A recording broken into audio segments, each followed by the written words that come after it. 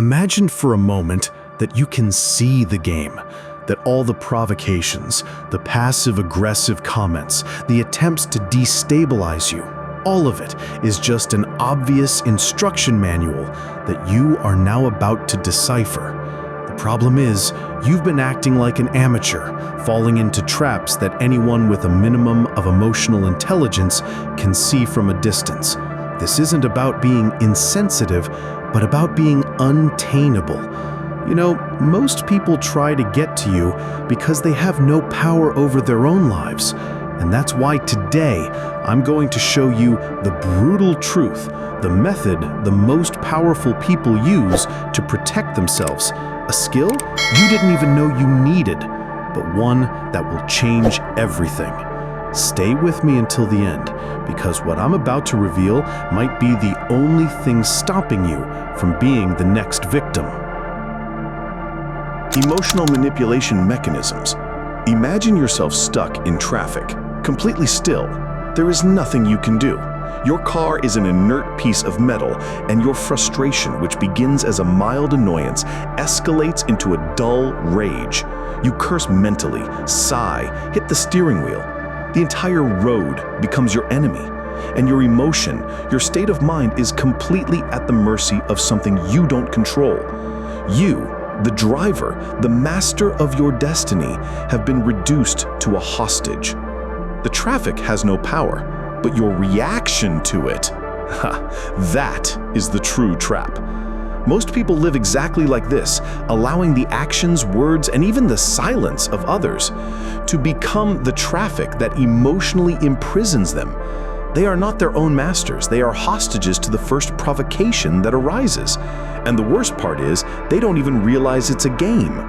The first point you need to understand, the first brutal truth you will face, is that people don't try to affect you because they hate you. They try because it works. It's a form of control they learn to use from a young age, often unconsciously. This manipulation is a primitive mechanism as old as the need to dominate. It's the coworker who makes a sarcastic comment about your outfit, the family member who tells an embarrassing joke in public, or the person who gives you the silent treatment to make you feel guilty. They are small pins designed to force a reaction. They don't want a logical answer. They want your energy, your discomfort, your vulnerability. And why? Because your reaction is what gives them power. When you defend yourself, when you get annoyed, when you justify, you are validating their attempt. You are saying, in other words, yes, you affected me. Your trick worked. The problem is not what they do, but how you respond. Most people fall into what we call the reactivity spiral. Someone makes a comment, you react. Your reaction generates another action. You react again.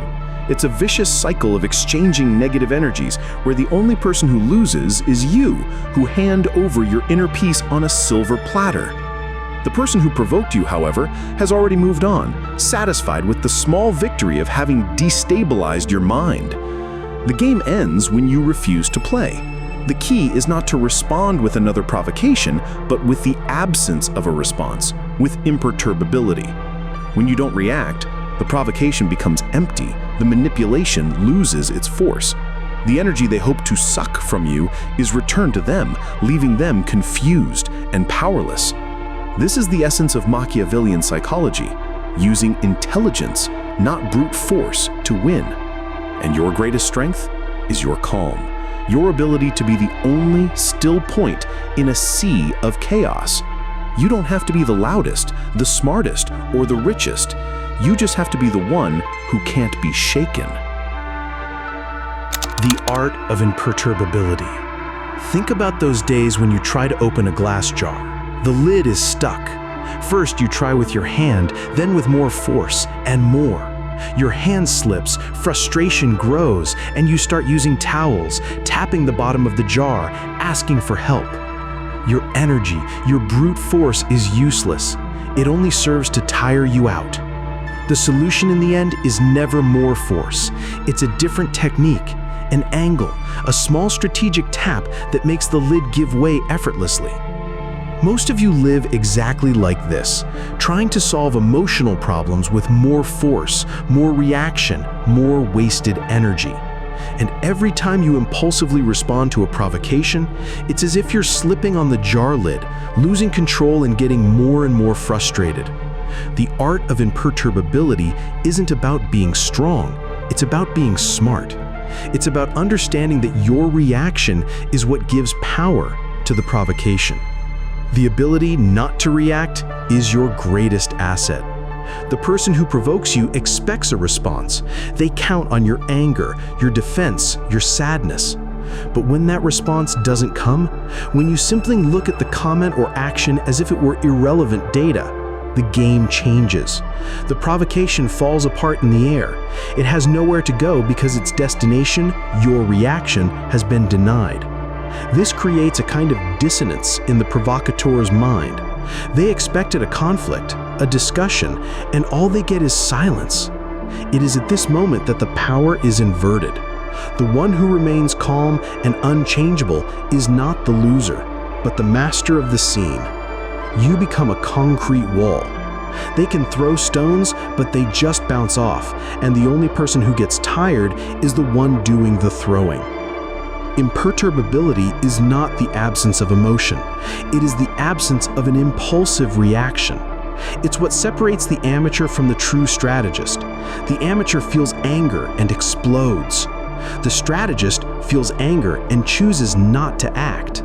He observes the anger, understands that it is a natural emotion, and uses it as information, but he does not allow it to be his engine for action. This is strategic coolness, the ability to feel the emotion but not be dominated by it. It's not about being a robot, insensitive to the world. It's about being a sovereign of your own mind.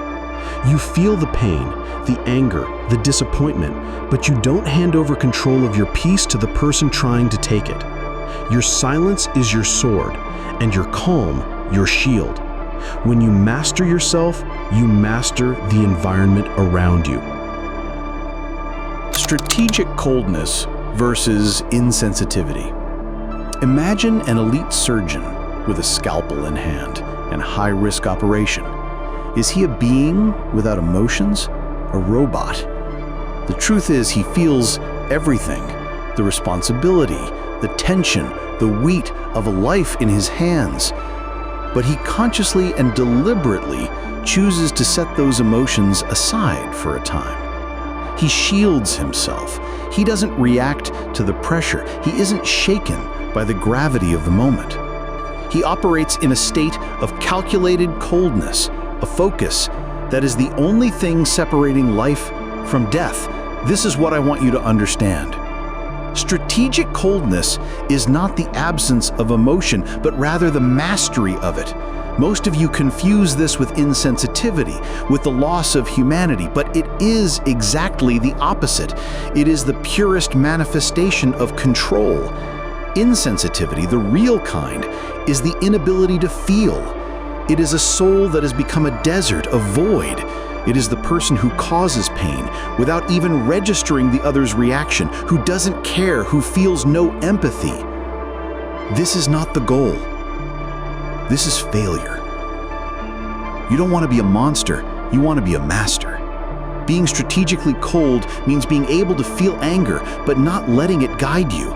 It means hearing a cruel comment, feeling the sting, and instead of retaliating, of wasting your energy on a futile conflict, you maintain your composure, your silence, and choose the best response on your own time. This is the difference between being dominated and being the dominator. The human being, by nature, is a being of emotions. Your great tragedy and your greatest weakness is allowing these emotions to become your engine. You are like ships adrift, tossed back and forth by every wave. Strategic coldness is your anchor, your rudder, your compass. It is the ability to feel the storm, but to navigate through it with purpose. It's not about becoming an emotional ghost, but about building a wall around your core so that only what you choose can enter. This way you preserve your humanity, your ability to love and connect for the right people at the right times without getting worn down by the background noise that most people live in. You don't lose your soul, you shield it. so it can't be attacked. The power of silence and the pause. Imagine a chessboard in a world championship. The grandmaster makes his move, and then silence. Absolute. He leans back in his chair, his gaze fixed on the board, but his mind is miles away, calculating every possible move of the opponent. Time stretches on. The other player, anxious, restless, begins to fidget, to touch the pieces, to sweat. The master's silence is not a void. It is a weapon. It's a psychological pressure that forces the opponent to expose themselves, to make a mistake out of pure impatience. Most of you do the opposite. You feel obligated to fill every second of silence, to respond immediately to every question, to justify every action. And it's in this anxiety that you give the game away. Your rush to speak, to react, is the clear sign that you are not in control. Silence is power. The pause is sovereignty. When someone asks you a provocative question, makes a comment that puts you on the defensive, or simply waits for a response from you, your instinctive reaction is to speak. But instead, learn to pause. Let the silence settle in. For a few seconds, longer than is comfortable. Look into the person's eyes. The pause forces the other party to reflect, to question themselves. They start to wonder if what they said was correct, if they are being rude, if they are exposing themselves. Your calm, your silence, is a mirror that reflects the other person's insecurity. You become the judge, and the other person, the defendant. This is one of the most effective tricks in Machiavellian psychology. Silence makes others uncomfortable, and discomfort is an emotion they desperately want to relieve. The easiest way to relieve it is by filling the void, and by filling it, they reveal themselves. They give more information than they intended, justify the unjustifiable, and show their weaknesses. Meanwhile, you preserve your energy. You are not spending your mind on a reactive response. You are observing, reading between the lines. The power of silence is not just about not reacting. It is about using the absence of sound as a tool for others to do the heavy work of exposing themselves. They talk, you learn. They move, you plan. Your closed mouth becomes the greatest of all weapons. Learning to read people. Think of a professional poker player. He doesn't win the game just because he has good cards. He wins because he can read his opponent. The imperceptible eye twitch, the way a person breathes faster, the small contraction at the corner of the mouth, all of these are tells. They are small signs that reveal the truth behind the bluff. And while the amateur is only focused on the cards in his hand, the master is reading the soul of the game, which isn't in the deck, but in the opponent's mind. Most of you live as amateurs. You hear what people say, but you are blind to what they are actually showing. And because of that, you are always one step behind, always vulnerable to an attack you never saw coming. Your weakness is not in your inability to react, but in your inability to predict. The vast majority of people are so consumed by their own ego, so busy thinking about what they will say next, that they don't have time to observe. The world is screaming information at you at all times.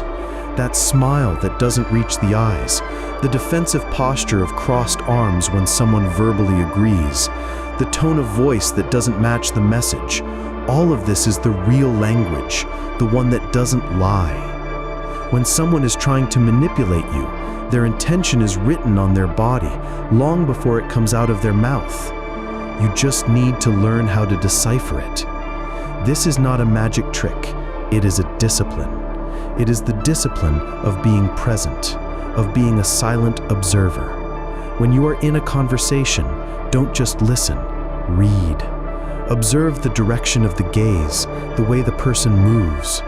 A compulsive liar can be very convincing, but their body will always give signs that something is wrong. The person who is genuinely at ease and confident doesn't need grand gestures. The manipulator, on the other hand, uses exaggerated gestures to divert your attention from the truth. By mastering the art of reading people, you not only avoid traps, you reverse the power. You become the master of the game, predicting your opponent's moves and reacting in a calculated, not reactive way. The truth is in what is not said. Undecipherability. How to keep them from reading you. Think of a magician. His power isn't in the tricks themselves, but in his unpredictability. He convinces you the rabbit is in the hat, so you don't see what he's doing with his other hand. If you could predict his every move, the trick would be no fun. It would just be an obvious act with no surprise. Your predictability is the hat the world uses to pull rabbits out of you. If people know you react to criticism with anger or that a compliment makes you vulnerable, they have a script to manipulate you. And the worst part, most of you are an open book with your next page already scribbled on. And the world, which isn't stupid, uses that information against you. To be invincible, you cannot be predictable. And predictability isn't just in how you react, but in how you live. It's your response pattern, your routine, the fact that people already know exactly what to expect from you. The solution is simple, but requires discipline. Break the pattern. If you're the type of person who always smiles and agrees, start expressing disagreement. If you're the type who always responds quickly, try silence. Do the opposite of what people expect.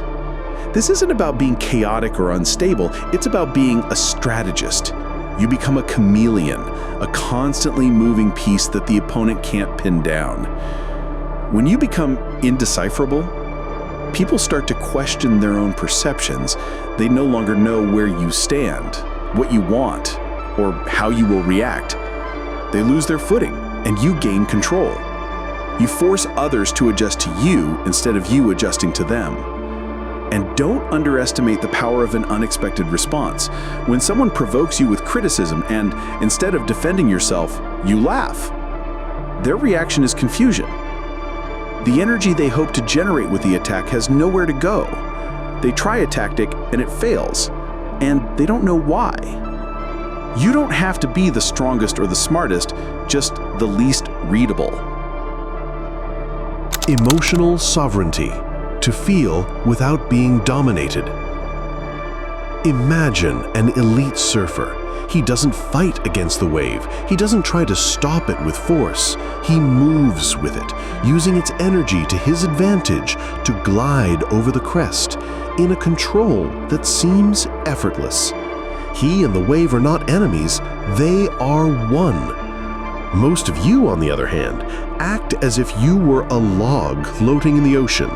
The wave comes and you are thrown against the rocks, dragged and controlled by a force you don't understand. This is what most people call having strong emotions, but in reality, it's just proof of your lack of sovereignty. The truth is, your emotions are not you. They are the wave, and your freedom begins when you learn to surf. Emotional sovereignty is the ultimate goal. It is the state of being where you feel anger, sadness, and frustration, but you don't let them sit in the driver's seat. It's the ability to allow the wave of emotion to come, to feel its force, to recognize its power, but to maintain control of the rudder of your mind. You don't suppress the emotion, you observe it, understand it, and instead of reacting, you choose a deliberate action. This is the difference between an instinctive reaction and a conscious response. When someone makes an unfair criticism, you feel the pang of anger. A slave to emotion would explode. A sovereign of the mind would feel the anger, recognize that the criticism is an attempt to destabilize them, and decide not to give them the pleasure of a reaction. To be sovereign is to understand that you are the observer of everything that happens inside you. Your body may react, your mind may have impulsive thoughts, but you, your true self, are the consciousness that watches it all. And you, the observer, have the power to choose. It's like watching a movie, and in the middle of a suspenseful scene, you remember that it's just a movie. You don't have to be scared because you know that terror isn't real. When you reach this level of consciousness, provocations and manipulations become just background noise. You feel the emotions, but they don't control you. You move through the world with unshakable calm because your mind has become a fortress, and you, the only sovereign within it.